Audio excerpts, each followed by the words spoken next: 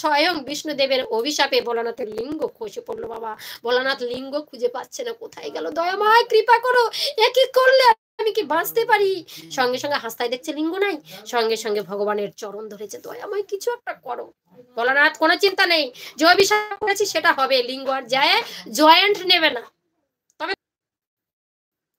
বিশ্ব ব্রহ্মাণ্ডের যত নরনারী আছে, লিঙ্গ যেখানে পড়ে আছে সেই লিঙ্গতে যদি জল পুষ্প অর্পণ করে, জল দেয়, বেলপত্র দেয়, আকন্দ ফুল দেয়, সবকিছু দেয়, ধুতরা দেয়, ধুতরার ফল দেয়, ধুতরার পাতা দেয়, সব তুমি বিষ হিসাবে, কত তো ভোলানাথ সব ফুল গ্রহণ করেন না, যেগুলোতে বিষ বেশি বাবা।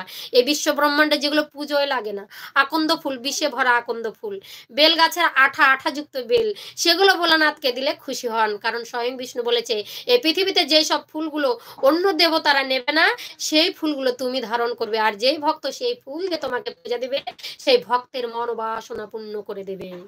ভোলানাথের লিঙ্গ মাটিতে পড়ে যাওয়া সারা ভগবান বিষ্ণুর আশীর্বাদে লিঙ্গ প্রতিষ্ঠিত হয়ে গেল বিশ্বের ঘরে ঘরে। আর দ্বাদশ লিঙ্গ দ্বাদশ তীর্থে, আর এই শিবলিঙ্গ যেখানে সেখানে শিবলিঙ্গের মধ্যে এই যে চতুর্দশী, শিব চতুর্দশীতে যদি জল ঢালবেন তাহলে আপনার পূর্ণ ফল প্রাপ্তি হতে পারেন। আর যদি দ্বাদশ লিঙ্গে কখন জল ঢালার নিয়ম, শ্রাবণ মাসে যদি সব তীর্থে ভ্রমণ করে ওই শ্রাবণ মাসে জল ঢালতে যান, তাহলে আপনার মনোবাসনা পূর্ণ হবে। হরে কৃষ্ণ। জানলেন আজকে ভোলানাথের সেই তত্ত্বকথা, এই তত্ত্বকথা নিয়ে আপনাদের কাছে এসেছি। কালকে আসবো আপনাদের সামনে বেলপাতার সেই বৃত্তান্ত নিয়ে। বেলপাতা কিভাবে সৃষ্টি হলো, বেলপাতা কেন ভোলানাথের প্রিয়, বেলপাতায় কি আছে, বেল বৃক্ষ কি নামে সৃষ্টি হলো, কেন হলো, শুনুন দাদা। হ্যাঁ দিদি কি খবর, হ্যাঁ বলো।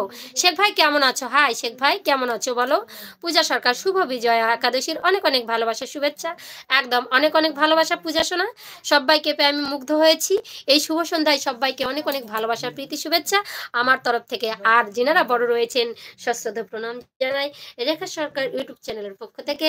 যারা নতুন এসেছেন দয়া করে চ্যানেলের ভিডিও দেখে, যদি আপনাদের ভিডিওটা ভালো লাগে অবশ্যই আমার চ্যানেলে লাইক শেয়ার কমেন্ট করে চ্যানেলটি সাবস্ক্রাইব করে দেবেন।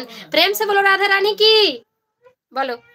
হাই মহুয়া, লাইক দিয়ে দিলাম, অনেক ভালোবাসা শেখ ভাই। আমার দীপক দাদা হরে কৃষ্ণ রাধে রাধে। বলুন আপনারা কেমন আছেন, একটু গল্প করি। যে তত্ত্বকথা নিয়ে এসেছিলাম সেই তত্ত্বকথা আপনাদের সামনে আমি তুলে ধরলাম। কালকে এই ভিডিওটা আপনারা পেয়ে যাবেন, আজকে আমি ভিডিওটা পোস্ট করেছি, তো কালকে সকাল সকাল আপনারা 7টার মধ্যে ভিডিওটা পেয়ে যাবেন। ভোলানাথের সেই লিঙ্গ প্রতিষ্ঠিত শিবলিঙ্গ জ্যোতির্লিঙ্গর মধ্যে তফাৎটা কি, আর শিবলিঙ্গ কেমন করে সৃষ্টি হলো, জ্যোতির্লিঙ্গ কেমন করে সৃষ্টি হলো, ঠিক আছে, 12টা তীর্থের ধাম, সেই দ্বাদশ লিঙ্গ কোথায় কোথায় স্থাপিত হয়েছে সব কিছু আমি দিয়ে দিয়েছি। কালকে সেই ভিডিওটা পাবেন। আর লাইভটা যদি আপনারা কেউ আজকে না জয়েন করতে পারেন, পরে লাইভটা দেখে নেবেন।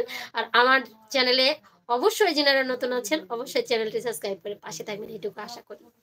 তো খুব নেটের প্রবলেমের জন্য প্রতিনিয়ত আমি লাইভে আসতে পারছি না, আপনাদের কাছে ক্ষমা প্রার্থী। শেখ ভাই আশি দিদি ভালো থাকবেন। কেন ভাই চলে যাচ্ছ, ও শেখ কেন যাচ্ছ রতন, তোমাদের জন্য তো আজকে বেঁচে আছি, আমি এত দূর পৌঁছাতে পেরেছি, আর তোমরা আমাকে ফাঁকি দিয়ে চলে যাচ্ছ রতন ভাই। এই মারুফা কেমন আছে ভাই, বাংলাদেশ থেকে যেসব বন্ধুরা আমার এসেছেন অনেক সুস্বাগতম আমার চ্যানেলে। তো বহুদিন ধরে আমাকে হেল্প করেন বাংলাদেশের সুভাষ ভাই, তো তুলনা নাই, বহুদিন থেকে আমার ভিডিও দেখছেন প্রথম থেকেই। অনেক অনেক ভালোবাসা আমার সুভাষ ভাইকে, অনেক অনেক ভালোবাসা আমার সব বন্ধুদেরকে যারা পরে এসে আমার চ্যানেলে সাবস্ক্রাইব করেছেন, সবাইকে অনেক অনেক ভালোবাসা, অভিনন্দন, প্রাণ ঢালা অভিনন্দন। হরে কৃষ্ণ। মারুফা ভালো আছে দিদি, অনেক ভালোবাসা, আমিও ভালো আছি। মারুফার বিয়ে হয়েছে, মারুফার বিয়ে দিচ্ছ নাকি বলো, আমাকে একটা লেটার পাঠাবে কিন্তু। আজকে বুঝি শুনেছিলাম শিব চতুর্দশী। চলো এই গানটা আমি হাইলাইট করবো, ঠিক আছে, কালকে দিয়ে দেবো তোমাদেরকে।